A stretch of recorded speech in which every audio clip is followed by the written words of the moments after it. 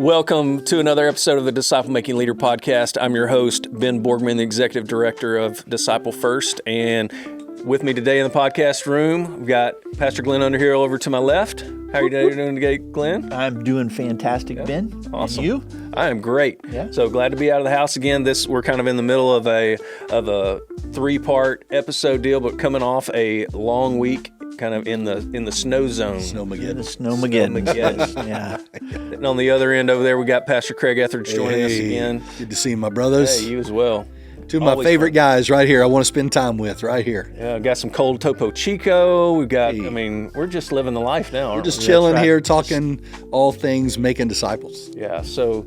Makes it good for a good day. It does. It sure does. You know, Glenn, I saw, I don't know if you saw this today, but some of your favorite treats were on another recall. Last season, we're in season 4 now. Last season we had a recall of Topo Chico. Oh. Now I saw there was some, maybe some rat items or mouse items with Skittles. That maybe there was some contamination with Skittles. Have you heard this? I have, actually. Okay. It was a series of my favorate candies that got that got taken off the shelf for a period of time. Oh. How did you make that? How did you survive? It was rough.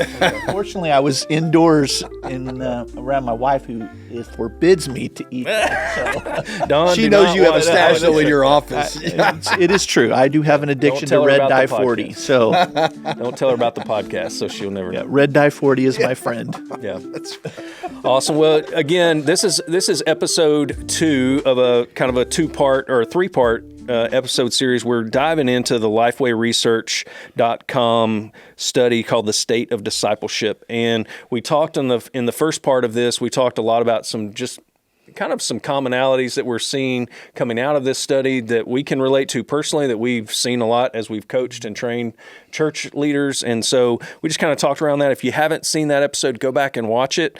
But really where we want to kind of shift to now in this conversation is we really want to dive into some specific I would say specific metrics and parts of this study, but really focusing on solutions. How can we really help address this problem that we're seeing in the study? And so this first one I want to look at is really, it really kind of brings out only half of churches have an intentional plan for discipleship, about 52%. And those that do have a plan are kind of split on whether that plan is cohesive for the whole congregation. So let me break that down. What the way I understand that is hey, we have an intentional plan for discipleship, but we're kind of fuzzy on, is that a discipleship that's only exists in men's ministry, is only in women's, it's for our youth. They're kind of split. Should it be holistic? Should it be something, this discipleship model that fits in any ministry of our church? That's where this confusion, as I'm looking at this, that's where that confusion is emerging. And, we talk a lot about terms and terminologies, especially with regards to like a definition of disciple, because people are fuzzy about that. But the other one we really spend a lot of time, and Craig, you've wrote about this a lot in Bold Moves and some of our other trainings, and it's this idea about wrapped around the word discipleship. Yeah. And that's really where I see as what's coming out of this kind of stat to me is that there is still confusion around the word discipleship and disciple making. Yeah. Again, if you're a new viewer, a new listener, we look at the life of Jesus as our model for ministry, for life, and really how do you extract this model from the life of Jesus and how he developed these 12 ordinary men into world changers? How do you overlay that into a church programming and church strategy? But before that, you have to see that there is a difference between what we have made discipleship, what we've kind of pivoted away from disciple making towards discipleship. Mm-hmm. And so that's really what I want to dig in today is, why is that critical, and what do you mean as we say that? What do we mean by that? I think, Ben, we have to start off and say that the word discipleship is not in the Bible, right? It's not a Bible word. Yeah. It is a word to try to talk about the process of one being a disciple. I think that's what they mean when they say discipleship. I'm being a disciple of Jesus. And we were just sharing, at the break, that discipleship in some spaces is a reference to just personal sanctification. right? Spiritual growth in and of themselves. I was giving you guys a quote from Dallas Willard, and he said, "Discipleship is a process of becoming who Jesus would be if he were you," which is an interesting, thought. Okay, if Jesus were you, then what would he be doing? How would he be treating Carrie, your wife, and your kids? And how would he be interacting with customers at work and that kind of thing? How would Jesus be living if he were you? And you're becoming that, right? So, A.W. Tozer also used the term discipleship almost exclusively in the way of personal sanctification, personal growth, spiritual growth, becoming more like Jesus.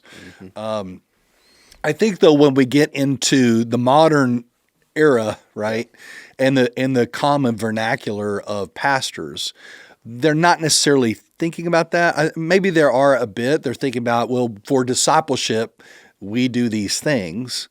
But they still have in mind this idea of, this is what helps me grow spiritually. So when you get to this report and you'll find things like, well, what do you do for discipleship? And they say, well, preaching, podcast, reading books, devotional life. Well, yeah, I mean, those are all things you help to foster your own spiritual growth, right?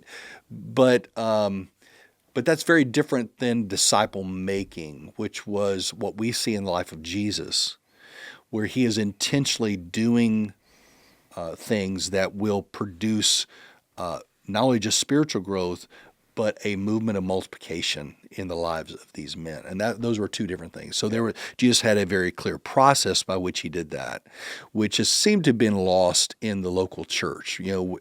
We like to say that if everything is discipleship, then nothing is discipleship, right? Yeah. And discipleship is treated like a big bucket, and we're just throwing everything in there, and we do this and we do this. Anything that grows is discipleship. Yeah, anything, yeah. And so then at some point, discipleship is nothing very specific. Yeah. And it becomes very subjective, right? Because have you grown? I can't really tell. I can't really see, I mean, you went through this study of 1 Corinthians, but are you any different? I don't know. And so see what I'm saying? It just leads to a lot of ambiguity. The outcomes are not very clear. Yeah. What exactly are we doing is not very clear. And it's very nebulous and can be very head heavy, meaning I've learned a lot of this. I've gone through these classes. I've done this thing. Back in the day, Glenn will remember, 20, 30 years ago, we would do Discipleship University, on a Wednesday night. We'd have all the classes, and you almost treating it like it was a, university style type of thing. Been there, done that. Right. But did we see a lot of life transformation and multiplication out of it? Not really. So I think that's really what's being portrayed here is this idea that discipleship is anything that could help you.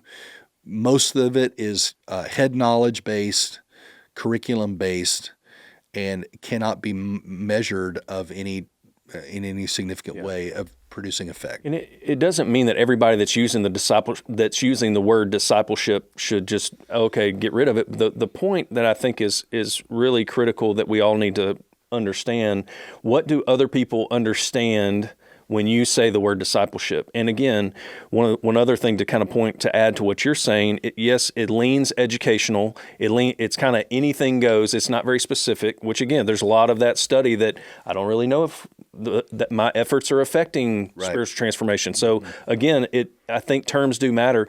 But the other glaring thing about discipleship to me is most people, when you say discipleship, they're thinking post-salvation. Mm-hmm. We would say that if you look at the life of Jesus, he was engaging people. His strategy of making a disciple begins before conversion. Yep. He's engaging people that don't know him, that do not believe that he is the Messiah, and he's walking them towards belief. And I think that's where really a big gap in most discipleship, that thinking and mindset, is because you're already cutting off part of the work. It really begins at evangelism, and it ends with multiplication, in which I think I don't know who to give credit to, you or some other people that have written on this subject, but it begins and ends. Disciple making begins and ends with evangelism. Mm-hmm. Yep.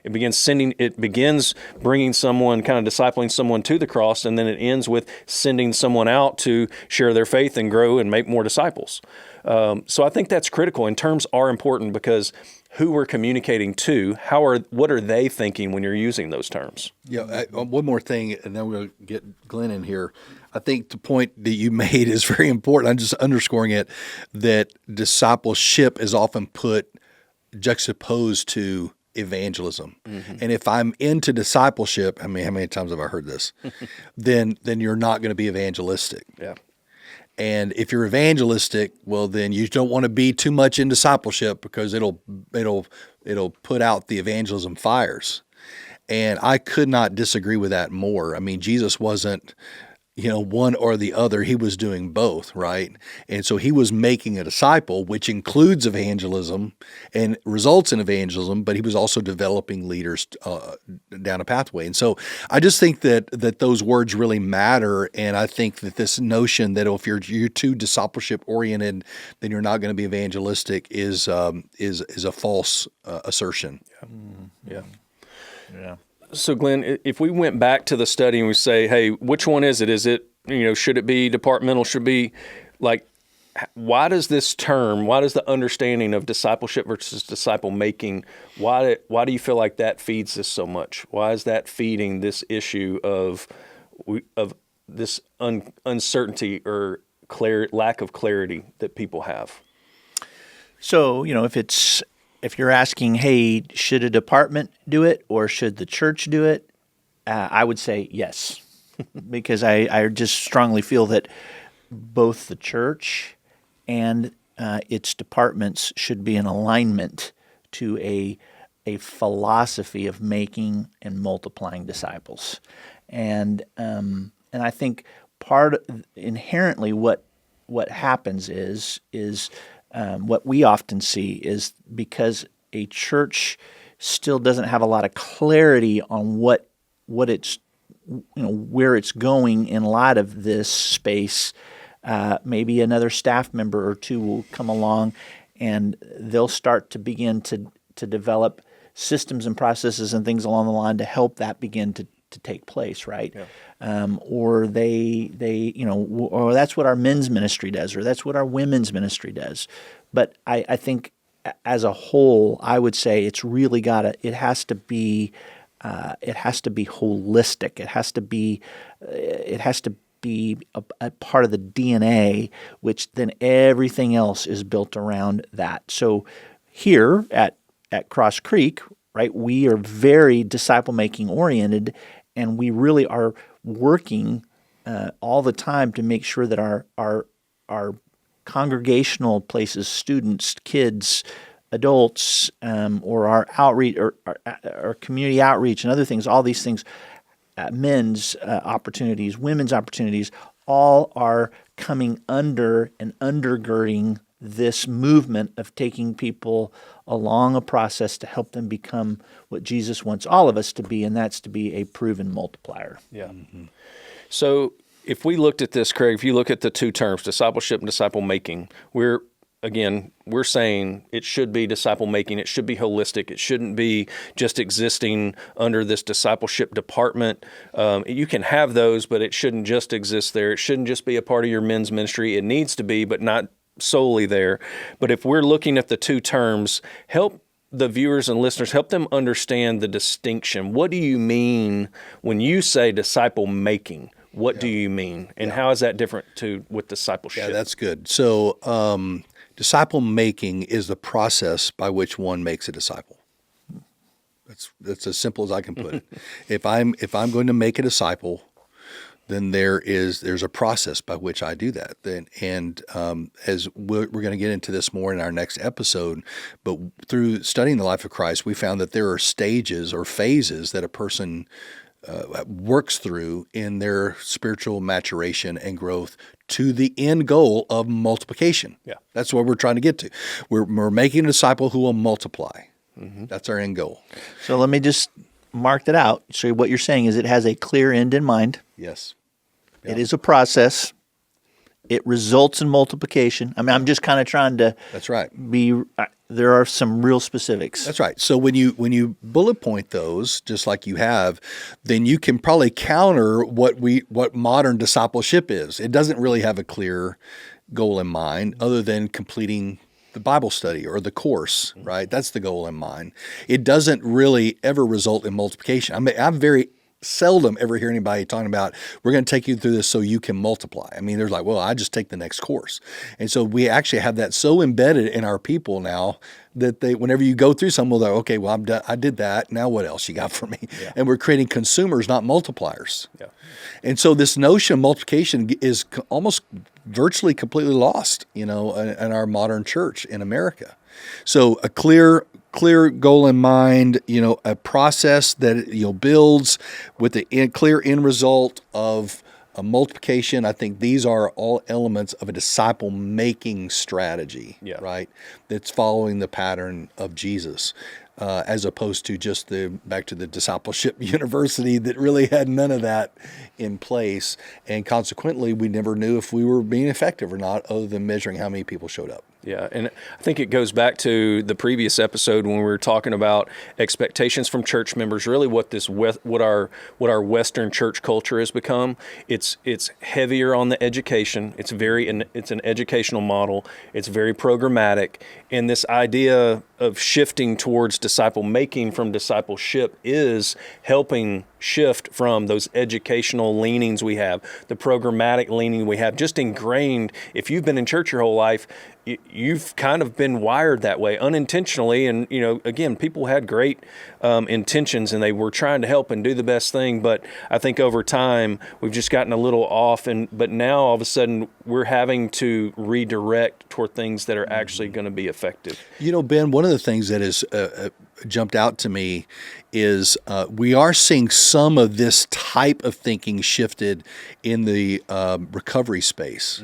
When you look at like Regen that we use at our church, or there are plenty of Celebrate Recovery or whatever, this is now not just information based, but they're going to have to deal with their own character and their own behaviors and addressing their own issues and problems.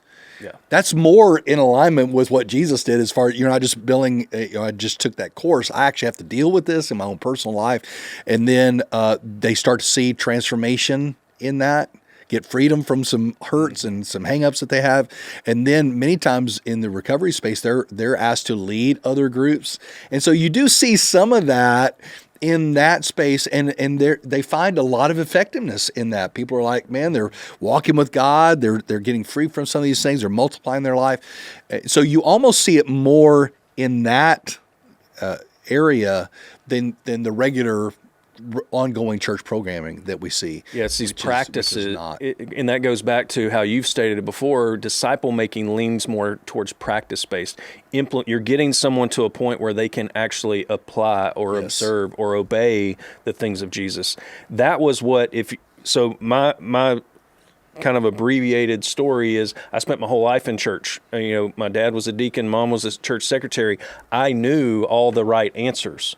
What I didn't know and what I had never experienced was, and we'll get into this in the next episode, is the rest of that pathway, the rest of Jesus's plan. Is I had gained knowledge, I had come to a saving faith in Christ, but I had never learned to actually put those things to practice. Yeah. And when all of a sudden God plopped me here in front of these crazy guys that are starting to do new things in a Baptist church that had never been done, and shift groups and add disciple making groups and all these different things, I finally experienced something different, and that's what I experienced. It was different. It was, how do I actually live this out on a daily basis? Yeah. What do the truths and principles in God's Word look like in my life? Not, do I know the answers to the questions? Yeah.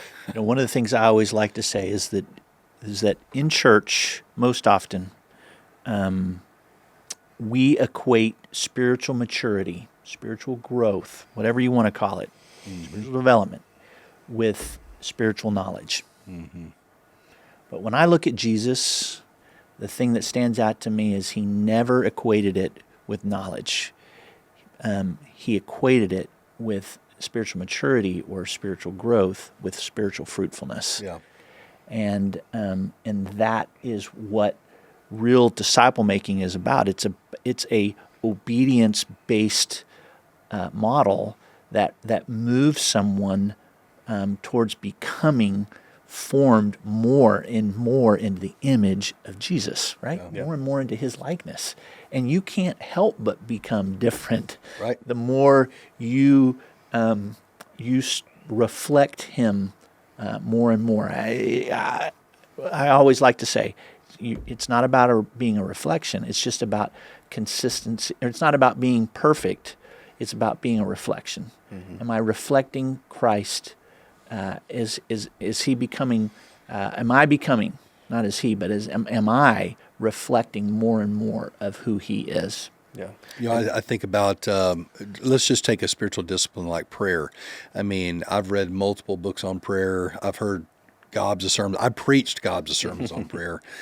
That doesn't mean that I pray. Yeah. Right? Yeah. I could write a book on prayer and not ever pray. And it wasn't until there was a guy that said, "You're going to meet me at my house at 5:30," and we sat down together, and he taught a couple of things, and then he said, "Let's get on our knees," and he prayed, and then I prayed, and then he prayed, and I prayed. That I began to grow in this understanding of what prayer actually is, and is that we have this bifurcation of what I know and how I live. Yeah. And honestly, the world sees that, right? You go to that's the whole point of being a hypocrite, right? Church full of hypocrites because they know a lot of things, they just don't live them out. And I think in disciple making, you're teaching them to obey all the things that I've commanded you. Yeah.